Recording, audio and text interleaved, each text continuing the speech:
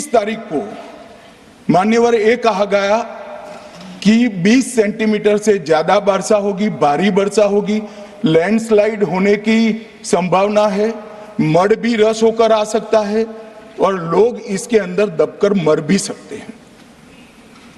मैं कुछ कहना नहीं चाहता था मान्यवर, मगर भारत सरकार की अर्ली वार्निंग सिस्टम पर सवाल किए गए, इसलिए मैं कहता हूं प्लीज लिसन अस, मत चिल्लाइए, प्लीज रीड इट। जो वार्निंग भेजा है उसको पढ़िए जरा। और इस देश में कई राज्य सरकारें ऐसी हैं जिन्होंने इस प्रकार की वार्निंग का उपयोग कर कर जीरो कैजुअलिटी डिजास्टर मैनेजमेंट किया है। मैं ओडिशा राज्य सरकार के लिए भी, उस वक्त हमारी नहीं थी, नवीन बाबू की थी, हमने 7 दिन पहले साइक्लोन का अलर्ट भेजा, सिर्फ ही मारा गया। साइक्लोन का अलर्ट 3 दिन पहले भेजा, एक पशु भी नहीं मरा सर। मगर मैं बड़ी विनम्रता के साथ कहना चाहता हूं कि आप जो घिसे पिटे शब्द यहां लेकर आए हैं और डिमांड ही करते जा रहे हैं, अर्ली वार्निंग सिस्टम है। भारत सरकार ने 14 के बाद अर्ली वार्निंग सिस्टम के लिए 2000 करोड़ रुपया खर्च किया है और इसको साझा किया जाता है मान्यवर। 7 दिन पहले हर राज्य को सूचना भेजी जाती है और वो सूचना साइट पर सबके लिए भी उपलब्ध है, मान्य सांसदों के लिए भी उपलब्ध है। मगर कुछ लोगों को है कि यहाँ की साइटें खोलते ही नहीं है, विदेश की ही खोलते हैं। तो अब विदेश में तो इसकी अर्ली वार्निंग सिस्टम आएगी नहीं, हमारी साइट देखनी पड़ेगी मान्यवर। वर्षा, एक मिनट आप सुनो भाई, मैंने ध्यान से आपको सुना है, सुनिए जरा। नो डोंट प्लीज, इस तरह से नहीं चलेगा, सदन है। Facts and figures and details are being imparted. Please, मान्यवर, Honorable Minister. मैं तो उस उद्देश्य से ही कहता हूं इसको सुनकर सभी राज्य अलर्ट हो, अर्ली में अलर्ट हो जाए। मेरा किसी को ताना लगाने का आशय नहीं है।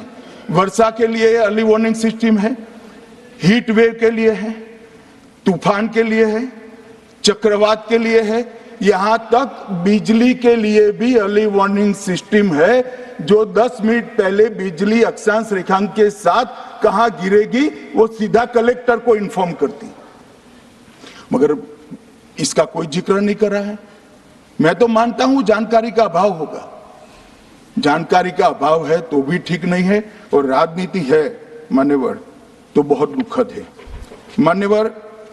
कई सारे राज्यों ने इसका उपयोग भी किया है और परिणाम भी आए, और इस अर्ली वार्निंग सिस्टम के तहत मैं आज सदन को बताना चाहता हूं, 23 तारीख को ही मेरे ही अनुमोदन से 9 एनडीआरएफ की टीमें केरल के लिए रवाना हो गई थी कि वहां लैंडस्लाइड आ सकता है।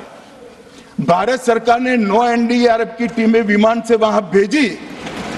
मैं पूछ सकता हूं मान्यवर, इतना मुझे पूछते हैं सारे लोग, केरल सरकार ने क्या किया? अनधिकृत लोग रह रहे थे, नहीं रह रहे थे, मगर वल्नरेबल सिचुएशन तो थी। इनको शिफ्ट किया गया क्या? क्यों नहीं किया गया? कौन रोकता था? और शिफ्ट किया तो मरे कैसे? शिफ्ट पहले नहीं किया गया है, बाद में किया गया है।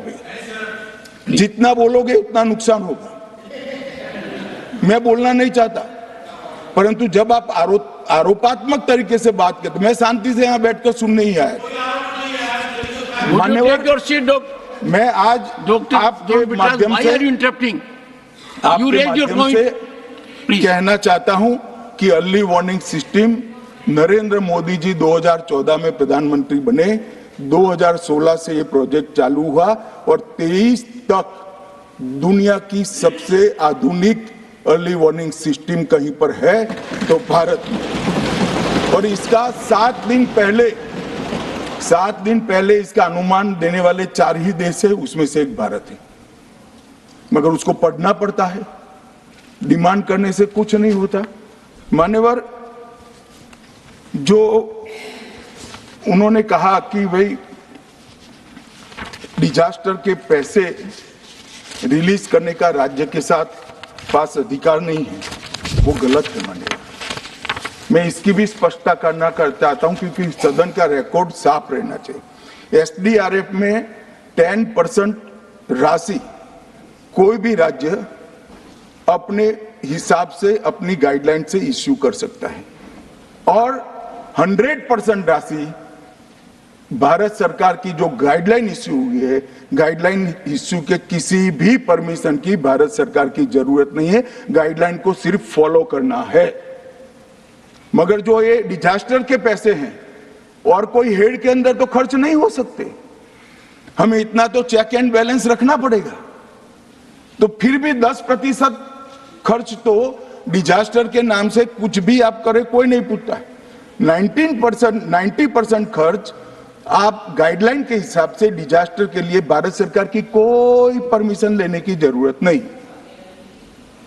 और बंगाल का भी कहा मान्यवर, डिटेल स्टेटमेंट नित्यानंद जी पढ़ेगी, मतलब मैं स्ट्रक्चर्ड स्टेटमेंट नहीं दे रहा हूं, सिर्फ स्पष्टताएं कर रहा हूं।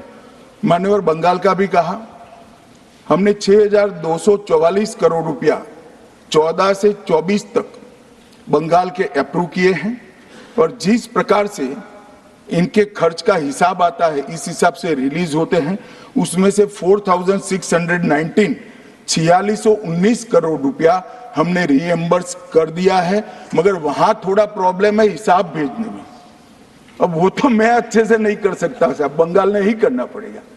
अकाउंट देना पड़ता है तो सरकार है, कोई पॉलिटिकल पार्टी नहीं है ना। सरकार के कुछ रूल्स होते हैं, रेगुलेशन होते हैं, अकाउंटिंग सिस्टम होती है, एजी का ऑडिट होता है। हम किसी को नहीं मानेंगे तो थोड़ी तकलीफ आएगी, मगर धीरे धीरे आदत पड़ रही है, इंप्रूवमेंट आया है। इसीलिए 6244 में से 4619 करोड़ रुपया इनका रिलीज हो चुका है। और मैं फिर से कहना चाहता हूं मान्यवर, अर्ली वार्निंग सिस्टम दी गई थी, इसीलिए 23 तारीख को हमने एनडीआरएफ की 9 बटालियन वहां पर, 1 सेकंड, 9 बटालियन वहां पर हमने भेज दी थी और 3 कल रवाना करी है। एनडीआरएफ की बटालियन उतरने से भी अलर्ट अगर हो जाते तो काफी कुछ बच जाता, मगर मैं किसी पे दोषारोपण नहीं करना चाहता हूं।